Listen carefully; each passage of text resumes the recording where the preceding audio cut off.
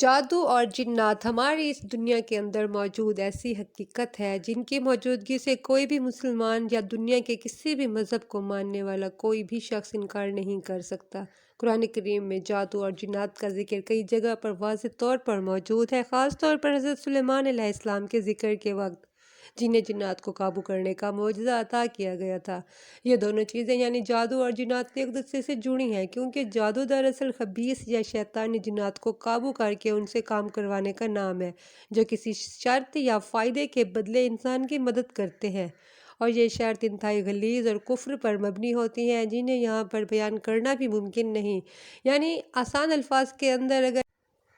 ایسے کام جن سے انسان کی مخلوق کے طور پر تذلیل ہو اور جنات کو ایک برتر مخلوق ثابت کیا جا سکے، مثال کے طور پر سورج، چاند، ستاروں یا شیاطین کو سجدہ کرنا، ان کے نام پر قربانی کرنا،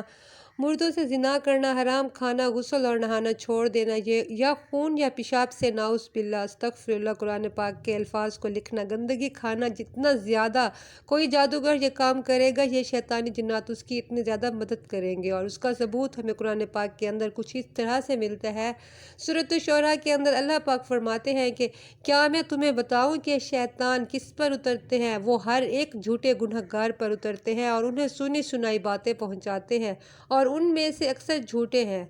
یاد رہے کہ یہ مدد ہر جنات نہیں کرتے، کیونکہ ان کے اندر بھی نیک جنات موجود ہیں جن کا ذکر سورۃ جن کے اندر موجود یعنی اچھے جنات بھی اور شیطانی بھی۔ جادو کا لفظ اردو زبان کے اندر استعمال ہوتا ہے، کیونکہ عربی زبان میں اس کے لیے سحر کا لفظ استعمال کیا جاتا ہے، جس کے معنی ہے حقیقت کو پھیر دینا یا دھوکہ دینا، کیونکہ یہ بس نظروں کا دھوکہ ہوتا ہے، حقیقت کے اندر کچھ بھی نہیں بدلتا، جبکہ اس کے الٹ حقیقت کو بالکل بدل دیا جاتا ہے۔ جادو میں تعویذ، گنوں اور مخصوص خفیہ کلمات پڑھ کر ایک ایسا عمل کیا جاتا ہے جس کی وجہ سے کسی شخص کا جسم و دل و دماغ اسے چھوئے بغیر متاثر ہو جاتے ہیں، جس کی وجہ سے کوئی بھی شخص بیمار ہو سکتا ہے، نامرد بن سکتا ہے، میاں بیوی کے اندر جدائی ہو سکتی ہے، اور نفرت بھی، یہاں تک کہ اس کا قتل بھی ممکن ہے، کیونکہ ڈائریکٹلی شیطان آپ کو نقصان نہیں پہنچا سکتے بلکہ آپ کے دماغ کے اندر خودکشی کرنے کے احساسات یا نا امیدی پیدا کر کے خود آپ کو آپ کے قتل کی طرف اکساتے ہیں۔ صحیح حدیث کے اندر آتا ہے کہ خود رسول اللہ صلی اللہ علیہ وآلہ وسلم پر بھی جادو ہو گیا تھا،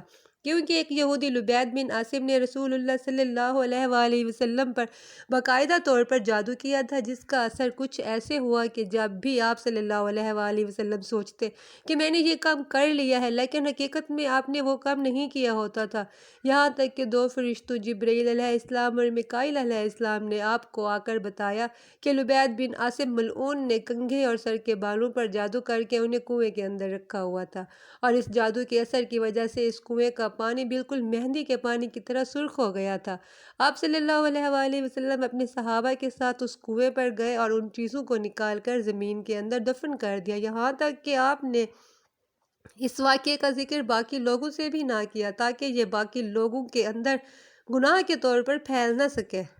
یعنی لوگ ایک دوسرے پر جادو کروانے کے لیے موٹیویٹ نہ ہو سکیں۔ صحیح حدیث میں حضرت ابو ہریرہ سے مروی ہے کہ آپ صلی اللہ علیہ وآلہ وسلم نے فرمایا، 7 ہلاک کر دینے والی چیزوں سے بچو، جن میں سے ایک ہے جادو کروانا، کیونکہ یہ شرک ہے۔ جنات کی کئی اقسام ہیں، جن میں کئی طاقتور، کئی کمزور، کئی اڑنے والے تو کئی زمین پر، جبکہ کئی ویرانوں کے اندر جگہوں پر رہنے والے ہیں، اور کچھ ایسے ہیں کہ جنہیں اللہ نے شکلیں بدلنے تک کی صلاحیت دی ہوئی ہے، وہ سانپ، بچھو، گدھے، گھوڑے، کتے اور پرندوں تک کی شکل کے اندر آ کر عام انسانوں کو نظر آ سکتے ہیں، مگر یہ تبدیلی کیسی ہوتی ہے اس کا قرآن و حدیث کے اندر کوئی ذکر موجود نہیں، سوائے اس بات کے نبی صلی اللہ علیہ وآلہ وسلم نے فرمایا کہ شیطانی جنات ہر شخص کی شکل کے اندر خواب میں آ سکتے ہیں سوائے میرے چہرہ مبارک کے۔ غلیظ شیطانی جنات ہر جگہ پر پائے جاتے ہیں جہاں پر کوئی گناہ اور شرک ہو رہا ہو، یہاں تک کہ آپ کے گھر کے ٹوائلٹ کے اندر بھی جہاں پر گندگی موجود ہو تو وہاں پر بھی یہ سب سے زیادہ پائے جاتے ہیں، اس لیے وہاں بیٹھ کر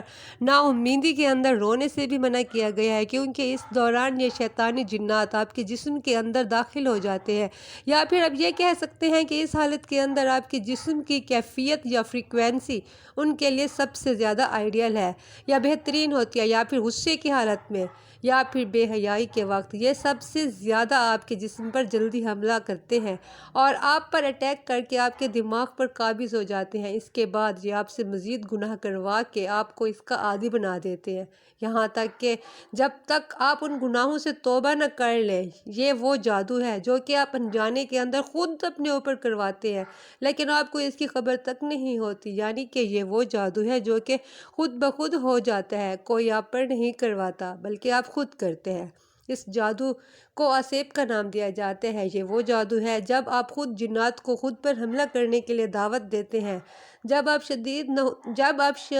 نحوست کا شکار ہوں، مسلسل گناہوں کے اندر پڑے ہوں، نماز روزے سرکار صلی اللہ علیہ وآلہ وسلم کے فرمان کے مطابق نمازیں اور نفل نہ پڑھ کر گھر کو قبرستان بنا دیتے ہوں، جہاں پر زندہ لوگ نہیں رہتے مردے رہتے ہیں۔ جیسا کہ ہر بیماری کی علامات ہوتی ہیں، تو بالکل اسی طرح اس آسیب کی علامات کے انسان کے اندر مسلسل ایک گناہ کرتا رہتا ہے اور پھر اس گناہ کو خود کو تاویلیں دے کر جسٹیفائی کرتا رہتا ہے کہ میں نے تو کوئی غلط کام نہیں کیا۔ مثال کے طور پر پہلے دن شراب پی اور خود کو تسلی دی کہ اللہ تعالیٰ تو بہت معاف کرنے والا ہے، اس گناہ کے بدلے میں بخش دے گا، آج کل تو سبھی پیتے ہیں، میں نے یہ گناہ کر لیا تو کون سا بڑا کام کیا۔ بالکل اسی طرح سے قتل، بے حیائی اور یہ سب وہ کام ہیں جن کے اندر آپ جنات کو دعوت دے کر خود کو شکار کرتے ہیں۔ اس ٹائم میں ایک جن مسلسل آپ کے دماغ پر مسلط ہو جاتا ہے جو کہ آپ کے ساتھ مسلسل لگا رہتا ہے اور یہ آپ کے دماغ کو مسلسل چھیڑ چھاڑ کرتا رہتا ہے، الٹے سیدھے مشورے دے کر آپ کو مزید گناہوں پر اکساتا رہتا ہے۔ جب بھی آپ کے دماغ کے اندر کوئی نیگیٹیویٹی بننے لگے تو سمجھ جائیں کہ یہ آسیب آپ کے دماغ کے ساتھ چھیڑ چھاڑ کر رہا ہے یا پھر آپ کے آس پاس موجود ہے، اور اگر کوئی اچھی سوچیں آپ کے دماغ میں مسلسل آ رہی ہیں تو اس کا مطلب ہے کہ کوئی مالک یعنی کوئی فرشتہ آپ کے آس پاس موجود ہے، اور آپ جانتے ہیں کہ فرشتے کبھی بھی کسی ناپاک جگہ پر نہیں اترتے۔ اگر کوئی آسیب آپ پر مسلط ہے تو اس وقت آپ اپنے سر کے اندر درد محسوس کریں گے، الرجی یا خوف محسوس کریں گے، آپ کی یادداشت کافی کمزور ہونے لگے گی، ہر وقت آپ کو برے خیالات اور خواب آنے لگیں گے۔ یہ سب سے پہلے آپ کو نا امیدی اور مایوسی کے اندر ڈالے گا، اور یہ نا امیدی اور مایوسی آپ کے دل کا کچھ یہ حال کرے گی۔ سب سے پہلے مایوسی نجوم ہمارے دل کے اندر ڈالتے ہیں، اگر وہ آپ کا ہاتھ دیکھ کر شیطانوں کی مدد سے کچھ پیشین گوئی کرتے ہیں تو آپ اسی غم یا تکلیف کا سن کر ہی آپ کی باقی زندگی مایوسی اور نا امیدی میں گزر جاتی ہے، آپ اس دنیا کو چھوڑ کر چلے جاتے ہیں، ان پیشین گوئیوں کو سن کر آپ اپنی باقی زندگی کو جی نہیں پاتے۔ اس لیے اللہ تعالیٰ کے رسول صلی اللہ علیہ وآلہ وسلم نے ہاتھ دکھانے والے یعنی نجومیوں، کائن ہو، جادوگروں کے پاس جانے سے یوں منع کیا کہ جو بھی شخص ان کے پاس گیا اس نے اس چیز کا انکار کیا جو کہ محمد صلی اللہ علیہ وآلہ وسلم پر نازل ہوئی۔ اب اس سے نکلنے کا طریقہ انتہائی آسان ہے، توبہ کریں، اللہ کا ذکر کرنا، قرآن پاک کی تلاوت کرنا، صدقہ کرنا، نمازوں کی پابندی اور اللہ تعالیٰ پہ یقین، جیسا کہ اللہ تعالیٰ قرآن پاک میں فرماتا ہے کہ جب قرآن پڑھنے لگو تو شیطان مردود سے اللہ کی پناہ طلب کیا کرو۔ اس آسیب کا علاج کسی عامل نجومی یا جادوگر کے پاس بالکل نہیں ہے، بلکہ صرف اور صرف آپ کے پاس ہے۔